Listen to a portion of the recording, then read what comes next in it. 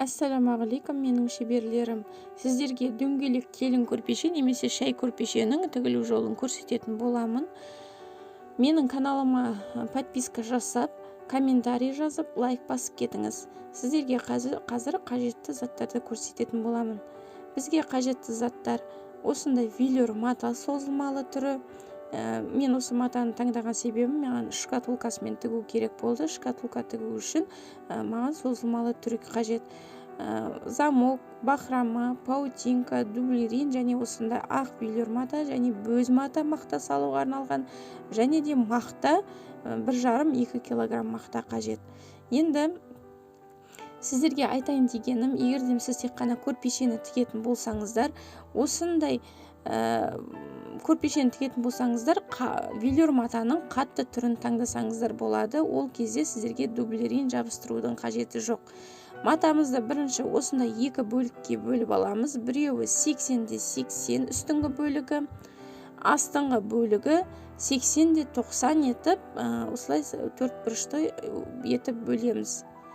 Міне, дәл осылай. Астыңғы бөлігі үстіңгі бөлігінен 10 сантиметрге үлкендеу болады, 80-90 болады. Енді үстіңгі бөлігі көрпешеміздің 80-80 бөлігіне дублерин жабыстырамыз. Дублериннің клей жағын осылай матаның теріс жағына қоятын боламыз. Сөйтіп, ыстық үтікпен үтіктеп, басып жабыстырып шығамыз. Пармен үтіктейміз. Міне, үтіктеп жабыстырып алдық дублеринімізді. Астыңғы бөлігіне де тура дәл солай дублеринді жабыстырып алдық. Енді осы үстіңгі бөлігін енді бізге дөңгелек етіп кесу керек. Өлшеп аламыз. Міне 80-80 бөлігі бұл үстіңгі бөлігі, осыны шатастырмаңыздар.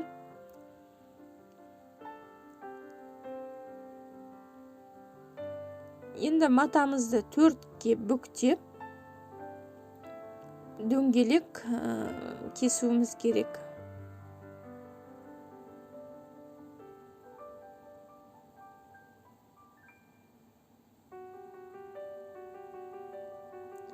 Жақсылап бүктейміз, артық жерлерінің бәрін дұрыстап.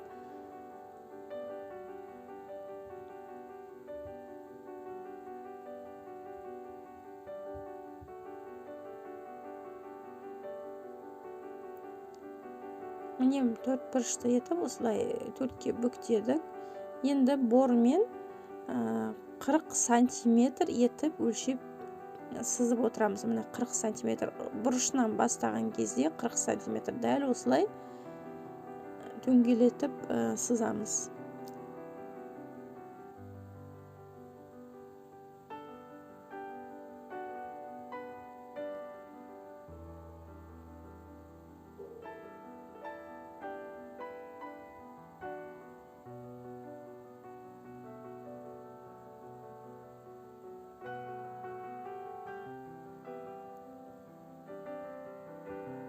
Енді сызған жерімізді осылай қосып аламыз да, қайшымен артық жерін қиып тастайтын боламыз.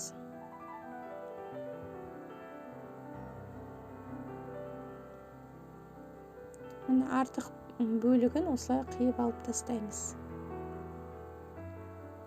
Сол кезде матамыз дөңгелек болып шығады.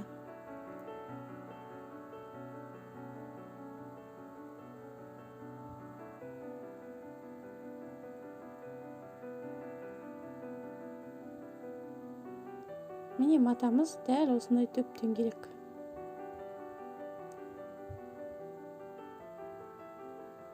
Енді астыңғы бөлігі 80-90 сантиметр етіп кесіп алған астыңғы бөлігімізге замок тігетін боламыз. Бұны бірінші дөңгелек етіп кеспей тұрып, бірінші замок тігіп аламыз. Содан соң барып кесеміз. Бұның дәл ортасынан бөлеміз, яғни 90-80-дік жағынан емес, осылай 90-дық жағынан, матаның ұзындық бөлігінен 90 етіп алдық қой ұзындығын. Сол жерде осылай дәл 2-ге бүктеп, яғни 45-45 қылып осылай 2-ге бүктеп, ортасынан бөлеміз.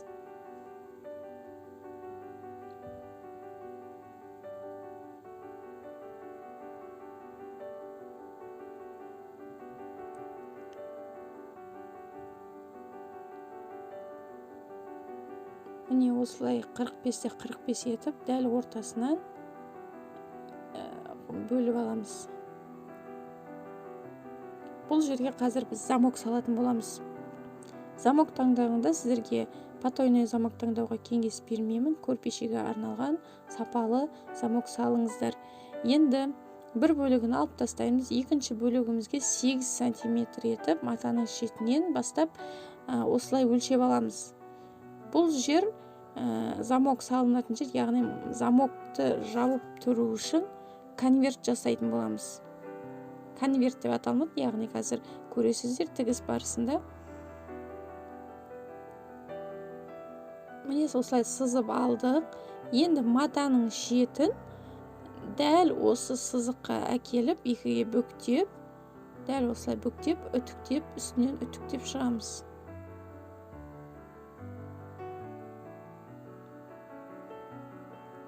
Міне үтіктеп алды осылай. Енді осы үтіктеген жерімізге замок саламыз. Менің YouTube каналымда замоктың салу жолы бар.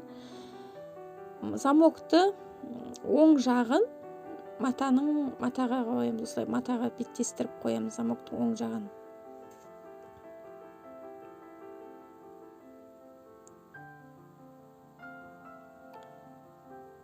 Замокты бірінші ашып аламыз. Дәл осылай замоктың шеті мен матаның шеті дәлме-дәл келу керек. Міне осылай қолмен демеп, қадағалап отырып тігеміз. Замокты қатты тартпаймыз, қатты итермейміз, тек қана қолмен демей отырамыз. Тартсаңыздар, бұл замокта матада созылмалы, қатты созылып кетуі мүмкін.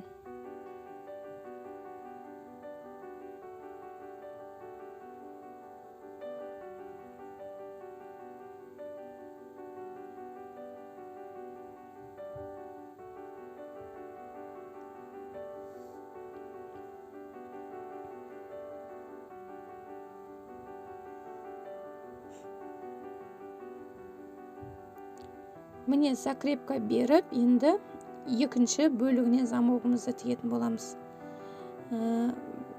Басында кесіп алған жерімізге замоктың екінші жағын тігіп шығамыз.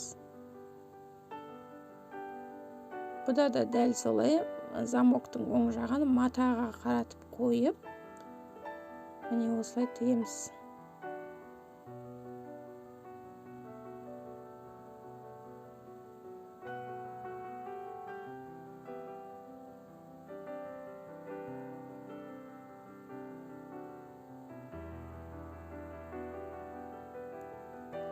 Замоктың шеті мен матаның шеті бір-біріне дәл сай кеп тұру керек, дәл кеп тұру керек. Сол кезде замоктарыңыз түзу болады.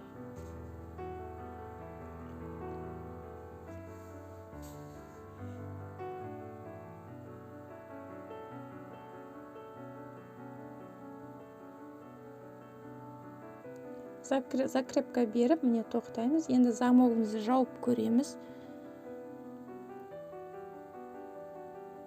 Міне замогымызды жаптық. Міне әдемі тігілді, аккуратно болып. Енді кішкене мұжылған, тартылған жерлер болса, үстінен үтіктеп жіберсеңіздер болады.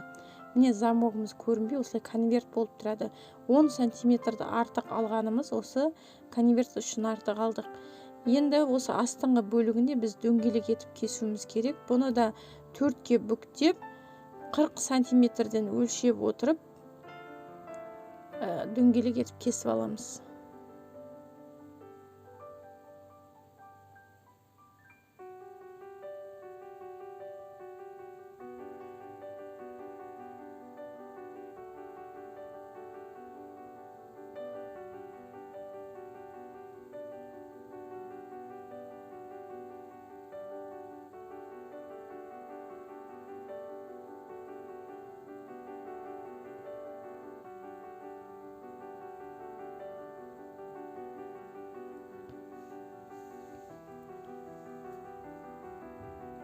Енді сызғышпен міне 40 сантиметрден бұрышынан бастап 40 сантиметрден өлшеп отырып, осылай сызып алып, артық матаны кесіп тастаймыз. Сол кезде біздің көрпешеміздің астыңғы бөлігі де дөңгелек болып шығады.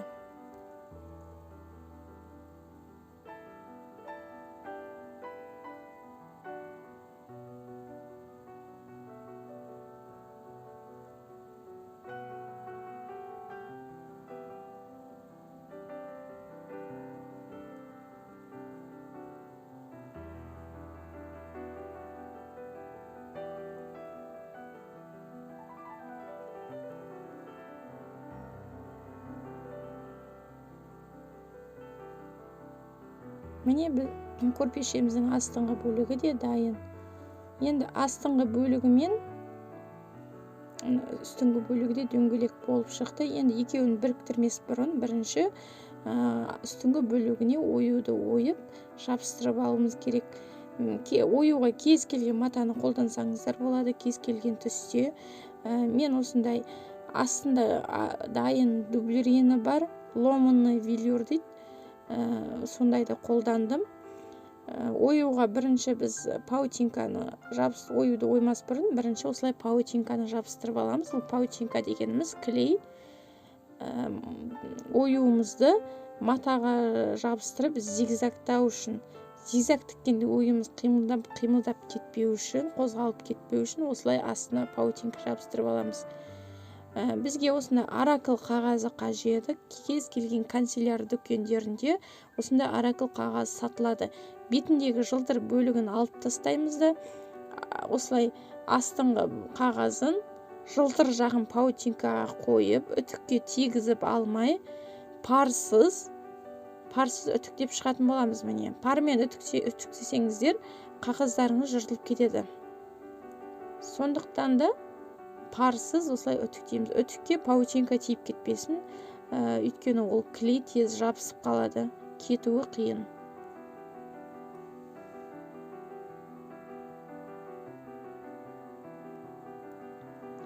Осылай жайлап асықпай ашамыз. Мата бір-біріне беттес тиіп кетпеу керек. Тиіп кетсе, ыстықтай кезде тиіп кетсе, беттес бір-біріне жабысып қалады, өте қиын болады. Міне паутинкамызды жабыстырып алдық. Енді ою лекаламызды қойып сызып алатын боламыз.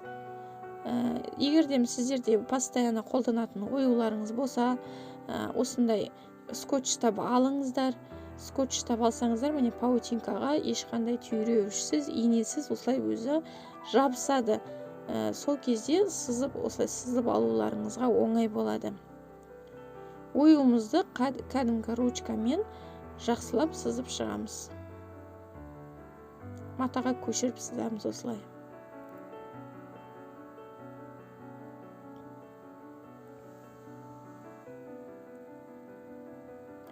Барлығын сызып болғаннан кейін міне ойымызды алып тастаймыз. Өзіңізге ыңғайлы қайшымен ойымызды ойып аламыз. Үлкен қайшы ыңғайлы ма, кішкентай қайшы ыңғайлы ма, өзіңізге ыңғайлы қайшымен кесіп аласыздар.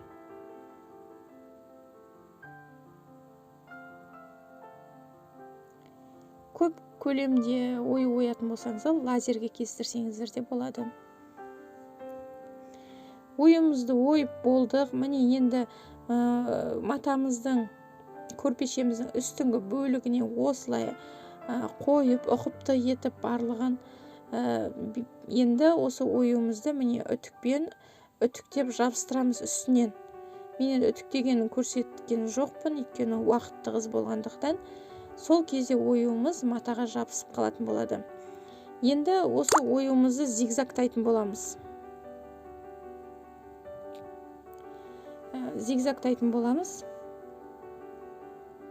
Зигзаг тікпеу үшін бірінші машинамызды настройка жасап, осылай бірінші көріп аламыз, тігісі жақсы ма, дұрыс па. Өздеріңіздің қалауыңызша настройка жасасаңыздар болады. Тігісін сирек немесе жиі қылғыларыңыз келсе, кәдімгі машинамен өздеріңіз настройка жасайсыздар. Мен тігістің жиі және ұзындау болғанын қалаймын. Жиі тігілген тігіс ұқыпты көрінеді.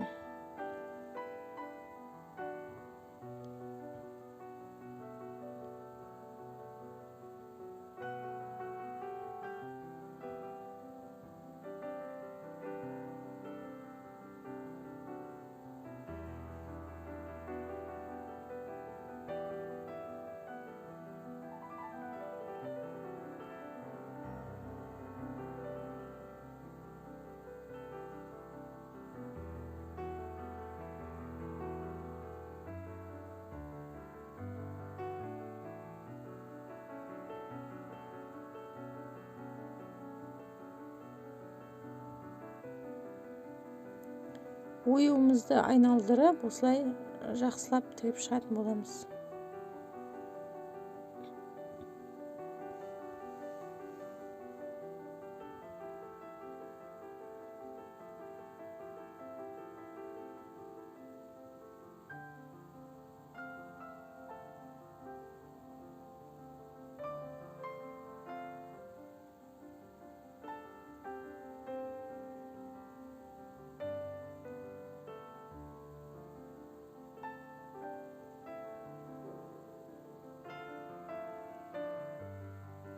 Міне барлығын тігіп шықтық. Енді тігіп болғаннан кейін астыңғы бөлігінен жақсылап пармен үтіктейміз, мыжылған жиырылған жерлері жазылуы үшін. Енді көрпешеміздің астыңғы үстіңгі бөліктерін бір-біріне беттестіріп тігіп шығатын боламыз.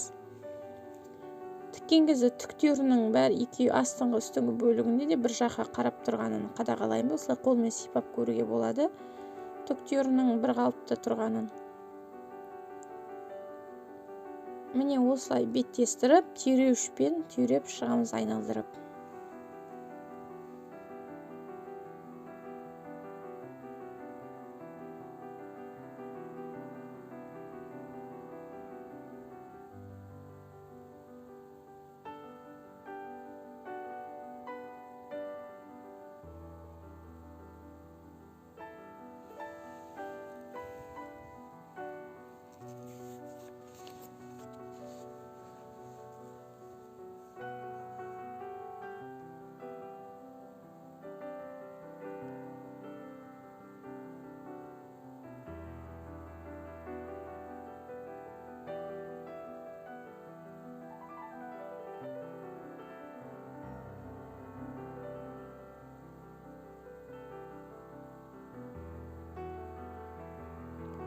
Міне енді мен тіккенді көрсеткен жоқпын, сразу осылай барлығын айналдырып тігіп көрпемізді теріс қаратамыз.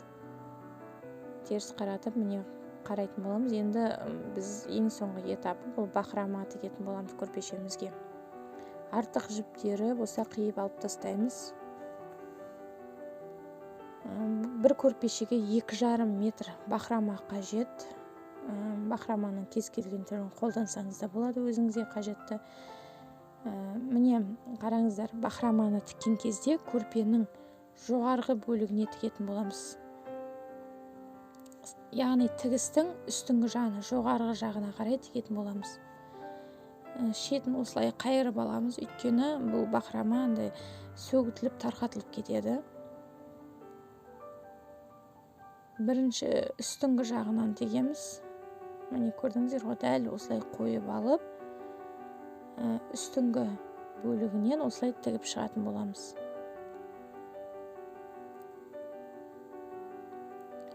Бір көрпешеге 2,5 метр бахрама кетеді, осыны ұмытпаңыздар.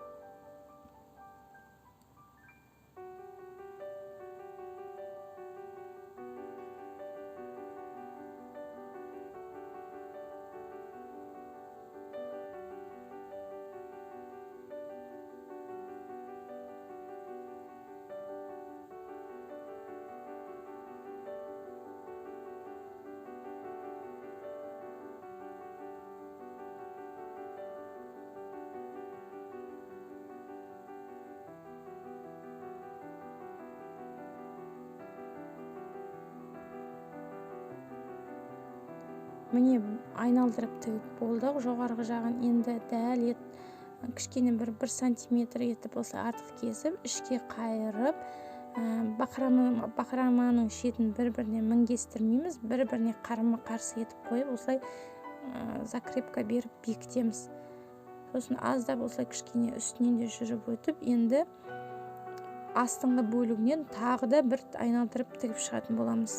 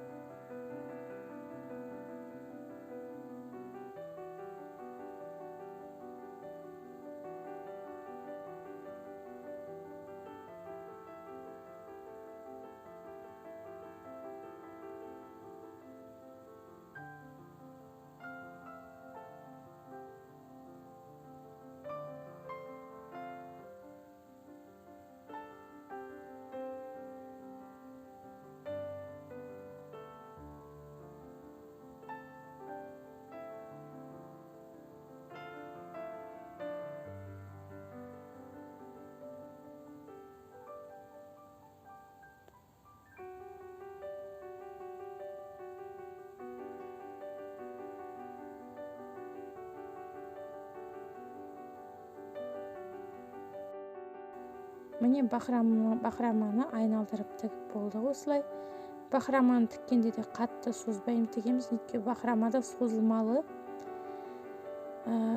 Көрпешеміздің сырты дайын, енді мақтасын салуды көрсететін боламын. Бізге осындай бөз мата қажет. Біздің көрпеміз 80-де 80 болса, жанынан, яғни екі жанынан да, енінен де, ұзындығынан да 15 сантиметр қосатын боламыз. Яғни бөз матаны 95-те 95 етіп аламыз. Осылай 95-те 95 етіп 4 бұрышлап кесіп аламыз. Сөйтіп бөз матамызды 4-ке бүктеп дөңгелек етіп бізге кесуіміз керек. Өйткені біздің көрпешеміз дөңгелек. Астыңға мақтасы да дөңгелек болуы қажет. Міне 4 бұрышлап бүктедік. Енді 95-тің жартысы 82 жарым болады.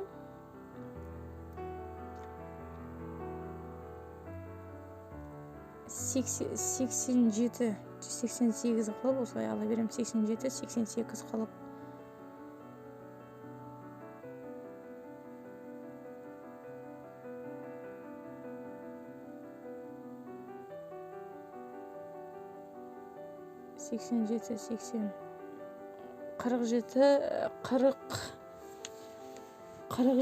Қырық сегіз қылып аламыз, яғни мен шатасып жатырмын. 87 деп 47-48 қылып алып, осылай артық бөлігін кесіп тастаймыз. Алдыңғы көрпешені кескеніміздей тура. Міне кесіп алып алдық. Енді міне ашып қараймыз. Екі бөлік шығу керек, астыңғы үстіңгі. Енді бөзімізді осылай шетінің кішкене бір 0,5 сантиметр қайыра отырып тігеміз. Бірден тігіп тастамаймыз, өйткені бұл созылмалы болғандықтан осылай 0,5 сантиметр ішке қайырып отырып тігеміз. Және де бір шетінен 30 сантиметрдей ашық тікпей қалдырып кетеміз, тесік қалдырып кетеміз. Ол қазір көретін боласыздар, мақта аудару үшін қажет. Бөзді тігіп болғаннан кейін оң қаратып аудармаймыз. Осы теріс күйінде тұрады дәл осылай. Осылай үстіне мақтаны қойып, дөңгелетіп осылай шығамыз.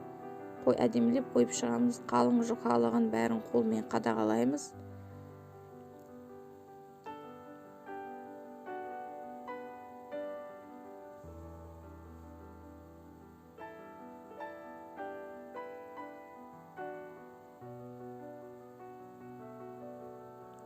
міне қолымызбен осылай мақтаны дөңгелетіп жұлып қоятын боламыз.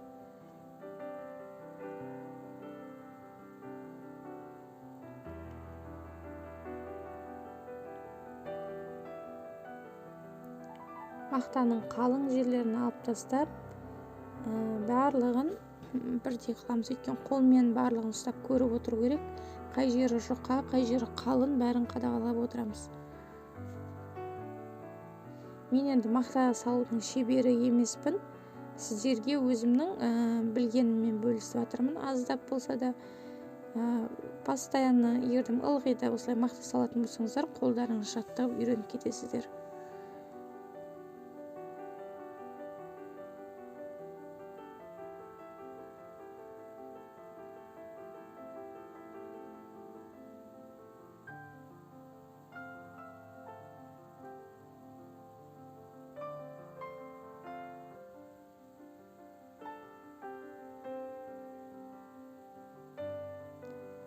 Бір көрпешеге 1,5-2 килограмм мақта қажет. 2 килограмм мақта қолдансаңыздар, көрпешелеріңіз томпақ, әдемі болып шығатын болады.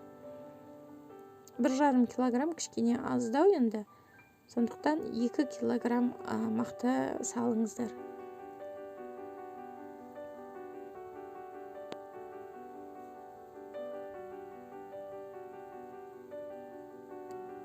Міне осылай қолымызбен барлығын басып, көріп қадағалайтын боламыз. Жұқа жерін болса мақта қосамыз, қалың жерлері болса алып тастаймыз.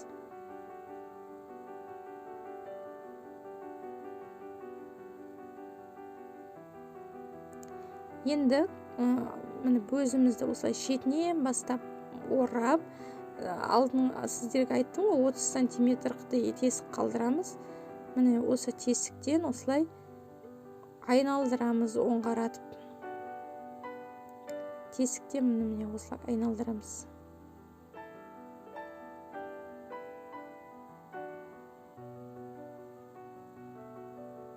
Қолмен барлығын дұрыстаймыз, жиырылған жерлерін, шығып кеткен жерлерін бәрін қайтадан осылай дұрыстап шығамыз. Енді тесігімізді біз көктеп тігіп тастаймыз. 30 сантиметр, 40 сантиметр етіп қалдырған тесігімізді, яғни қазір көктеп тігеміз.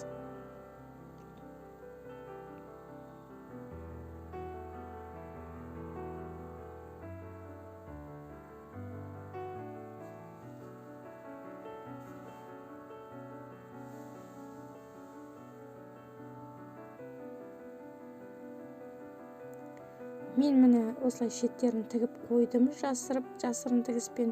Енді мақтамыз жылжып кетпеу үшін көктейміз.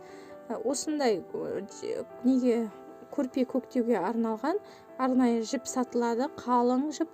Сол жіпті қолданамыз, және инеміз цыганская ине деп аталынады, енді цыганский деп. Осындай үлкен жуан инені қолданамыз. Жібімізді 2 қабаттап тігеміз.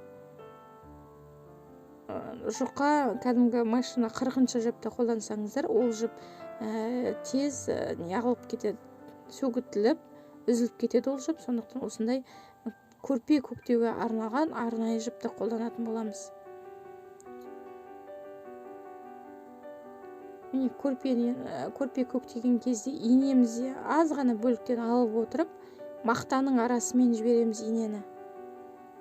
Көрдіңіздер ғой? Осылай кішкентайдан аламыз, бірақ инені өткізген кезде бірден көрпенің астына қарай өткізбейміз.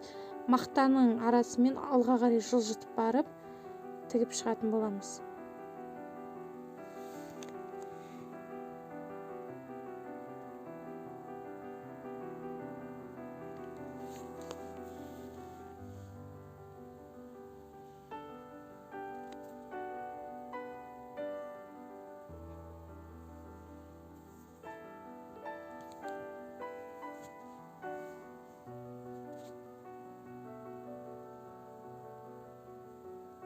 Бірінші дөңгелетіп осылай айналдырып көктеп шығатын боламыз мақтамызды.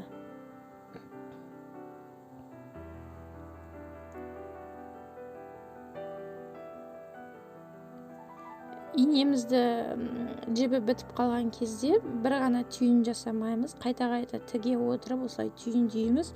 Себебі бөз мата өте жұқа. Егерден бір-ақ рет түйіндесек, қайтадан ол сөгітіліп кетуі мүмкін жібіміз.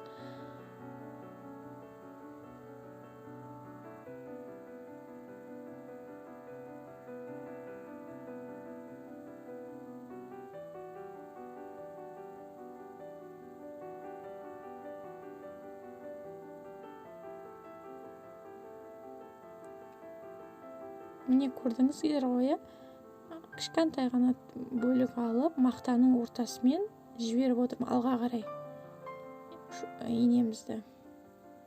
Сосын иненің тоқтаған жерінен, иненің жеткен жерінен астынан жеткен жеріне инені шығаратын боламыз.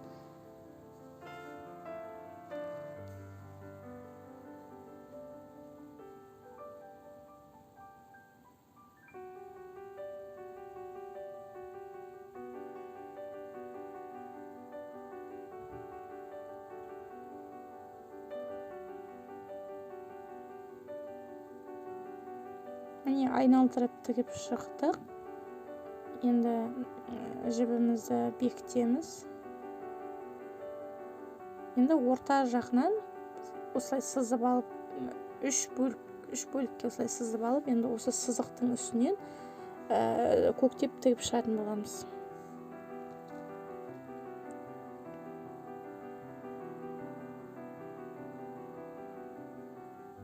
Өздеріңіздің қалауларыңызша көктей берсеңіздер болады. Бұны да круг қып айналдырып, үш круг қып көктеп тіксеңіздер де болады. Немесе осылай сызық етіп, сызып алып, ұзын сызық етіп тіксеңіздер де болады өз қалауларыңызша. Біз астыңғы бөз матаны көрпенің өзінен артық алу себебіміз, мақта салған кезде бөз матамыз отырады. Яғни кішірейіп мақта салып осылай көктеген кезде кішірейіп қалады. Сондықтан 15-15 сантиметр ұзындығынан да енінен де 15 сантиметр қосып 95 қып етіп алдық.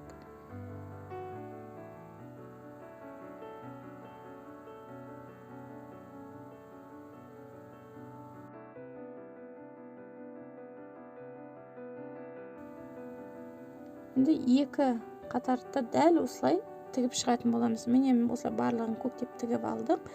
Енді дайын мақтамызды осылай көрпенің ішкі бөлігін көрпемізге осылай сыртына салатын боламыз.